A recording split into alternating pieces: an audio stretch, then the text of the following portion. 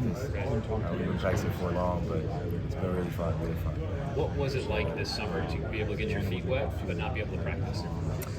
It was a little tough knowing that this was my team, like this is the team that I'm going to play for, and not being able to practice, like that was the first timer.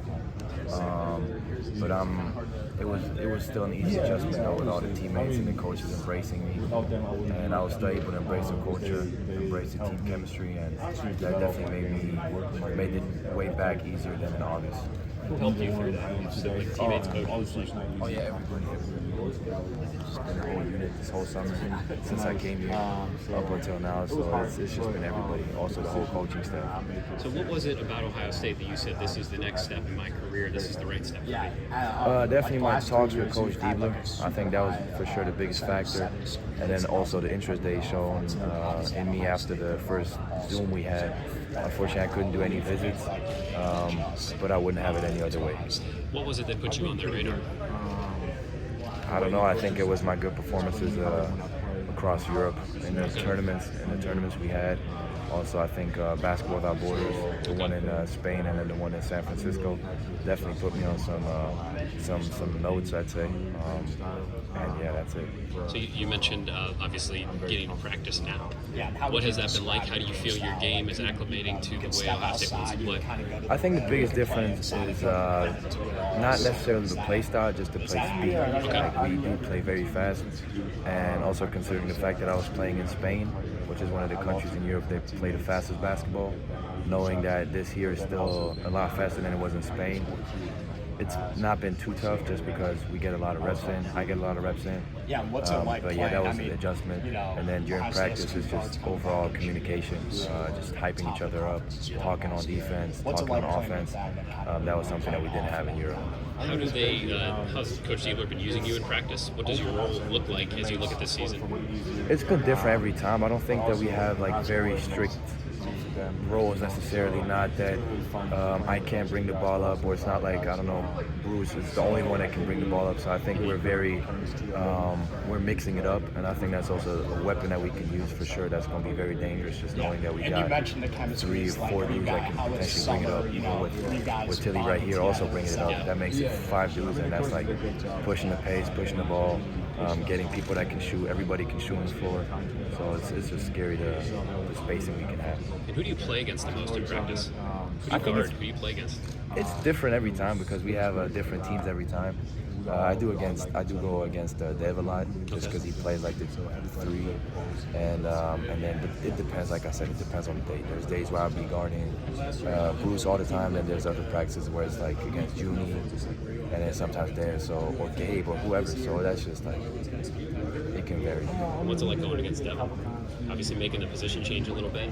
Yeah, he is. Yeah, you can feel that he was playing bigger than his size. Like he plays physical, the way he goes to the boards, just the way he plays. Like he plays with a lot of physicality. So it's been tough, but I think it's been good for me because they've been saying that Big Ten basketball is going to be very physical. So I think that was a good preparation for that, great preparation. So, Matthew, how do you feel about contributing to the culture here at Ohio State so far? How have you been gelling with the locker room? I feel like it just came very easy to me. From the first day that I came here, everybody was embracing me. I was able to adjust some stuff. And overall, it was just very fun to be around the guys. Back in June up until July when I had to leave, and then when I came back. So it's just team chemistry's been off the charts, on and off the court. No, I got my hair cut at Longview Barbershop earlier today. They were telling me that you were in there the other day. Yes, sir. I heard a little bit about some of your background growing up. So you lived in France. You started out in France as a childhood. When did you move to Germany? So my mom was working at the French embassy, and we decided to move to Berlin in 2012 it was. And I just started, we in Berlin, so I started to go to school there, learn German, because I didn't speak German at that time. And then the basketball part came a little bit later. I think it was in 2015, 2016. It's funny because my dad actually forced me to play. Like I was so much taller than the other kids, I didn't even want to play because the basketball academy we had in the school, they had all my brother's friends who were like older and kind of like, I wouldn't say bullying me, but they were like teasing me a little bit. But then I stuck through it, and luckily we had a great coach there. And then that's kind of how it started with basketball. Got you. So, like, how long did it take? When did you see yourself really take off skill-wise after you started there in 2015, 2016? Ooh, that's a good question. I haven't thought about it too much, but I felt like I always had that edge ever since I started. Even at the beginning, like, of course I had to learn the rules first, but my dad luckily was here to help me from the start, get extra reps in, get extra works in. And he knew the game of basketball. He used to play a little bit in his, I mean, not a little bit, he used to play in his, when he was younger, in Serbia, which is like a basketball country. Right. So he knew the rules, he knew how to play. And I embraced his knowledge, so he helped me since the beginning. You mentioned he kind of forced you in to start playing, right? A lot of kids, when their parents force them to play a sport, they don't necessarily take kindly to it. Sometimes there's an abrasion there. Like, how did you embrace and learn to love the game? I think it came naturally because I also, after I started playing myself, I also started watching more. That's when I started watching these guys in the NBA, also in Europe. And then the love just came naturally. So Gotcha. Was there a guy in particular that you remember watching as a kid that really inspired your game, maybe from the NBA or Europe? I always liked MJ. I always liked MJ for sure. I used to watch the 30 for 30 documentaries. I don't know if you know those. Yeah. Like Bad Boys Pistons, Lair against Magic. That was always fun. So I'd say definitely MJ. And then these last couple of years, I just try to take every small attributes from each player.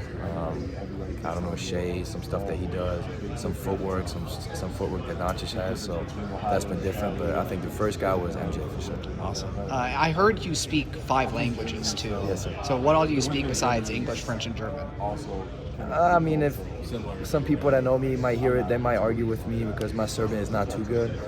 But it's German, French, English, Spanish, a little bit of Catalan, and then a little bit of Serbian. But I wouldn't even consider talking. I understand it better than I talk. So. Even speaking fluently in 3 is really impressive. I mean, your English is really good. Like, when did you pick that up? It's funny because my dad was putting on movies ever since we were able to read. So he was putting on English movies with subtitles in French, and so we were basically forced to kind of read the English part that was being said, and I don't remember it exactly, but that's kind of how I started to speak English. So I started speaking English at 7, 8, pretty good as well.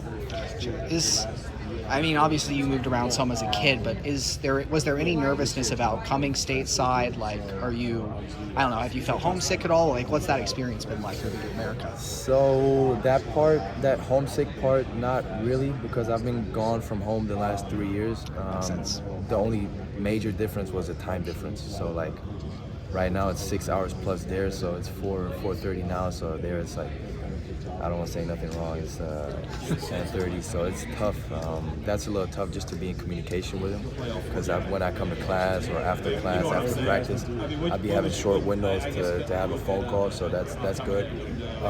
But I wouldn't say that the homesickness plays a part. I haven't been really homesick. And coming to the States was something that I had planned and that I had worked for so long that I feel like I'm just happy to be here and embracing every moment. When did you first have that goal of moving to the United States for basketball? I think it was summer 2023 after the European Championships, when my agent already told me that college might be an option, because the summer of 2023 was a summer where a couple more Europeans that normally went to the NCAA, and then last summer it exploded. A lot of people went there. Last summer a lot more went, and then this summer it exploded. It was this summer where all the overseas dudes came here. But that was something that I had on my mind already for the last 2-3 years. So. And then, kind of wrapping up here, you've had a lot of major international experience, Spanish national championships, these kinds of things.